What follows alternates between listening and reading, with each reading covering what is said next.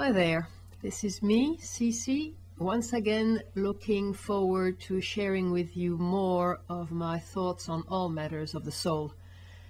This is the first out of 3 sections dealing with the article entitled Would the Real Soul Please Stand?, which is the second article of a series of about 12 already on my website.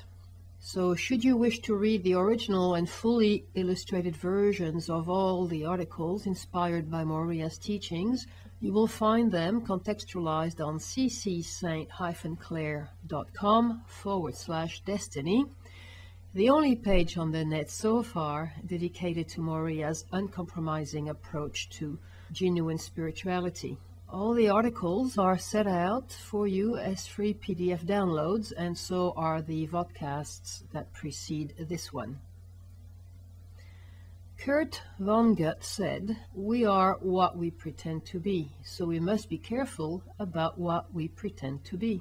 I still don't have a clear idea of where I'm going with this project of mine, but I now wish to flag the fact that it is not a clever and oh so subtle marketing ploy intended as a teaser for the next Saint-Clair novel. Hand on heart, whether any of this raw footage born out of this endeavor ever gets edited into a book that will be published, I have already decided that these articles, as well as the vodcasts, as well as subsequent files I might write on all matters of the soul, will remain publications all can access as free downloads in their entirety, from the first capital letter of the first text to the very last dot of the very last text not yet written.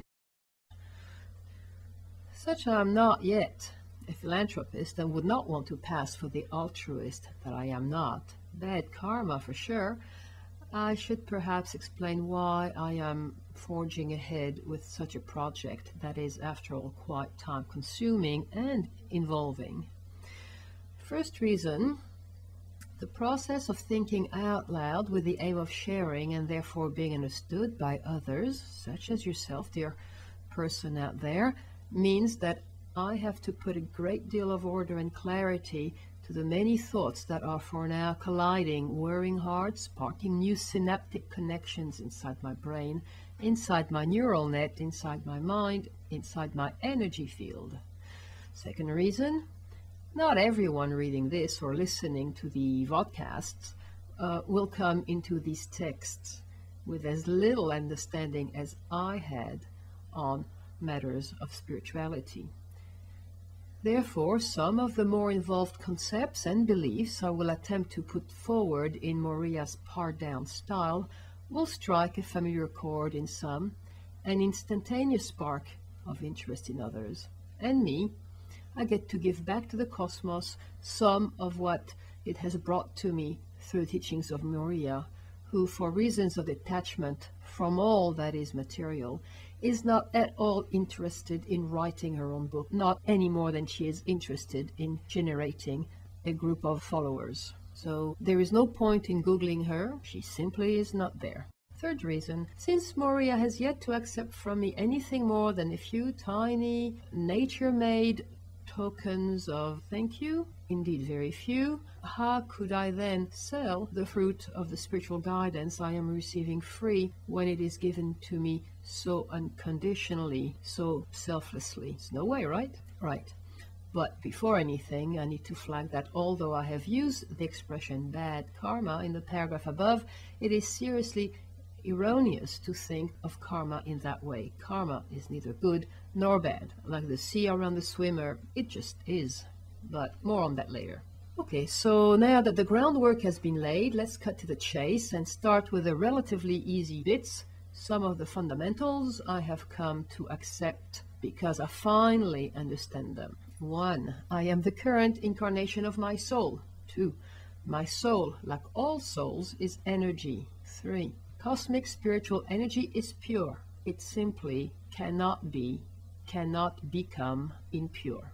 4. When someone questions my integrity or when I get deeply startled, I know my hand flies to the center of my chest. It doesn't fly to my brain, not to the spot where I can feel my heartbeat either. So rather than think my soul radiates or floats above my head like a little halo or a beacon, I accept that my soul energy permeates the spot in the center of my chest. My soul, like all souls, is ancient. She has been incarnated many times over. Personally, I have no interest in tracking down any of my past lives, as I have plenty to work with figuring out this one, the only one that matters, the only one I can maybe alter one moment at a time, if and when I am able to transfer the theory to the practice. 6. The only thing my soul, any soul, aspires to is to be taken offline, off the incarnation cycle. 7. My soul cannot escape from the incarnation cycle until I, CC, and all my soul's subsequent incarnations have managed to edit out all the, quote, bad karma, i.e. the killer waves, the dark troughs, the chasms, as well as the energy-charged I moments, the me first, mine first moments, in short, the ego-centered moments when I am not present in the moment, out of my field. The theory being that as the universe is perfectly harmonious, no soul can walk away leaving a mess behind of unfinished business, karma not amended. Guilt and prayers, remorse and flagellations only amount to emotional crutches intended to make us feel better short term, but fail long term. Which brings up the well-worn phrase, consumed by guilt.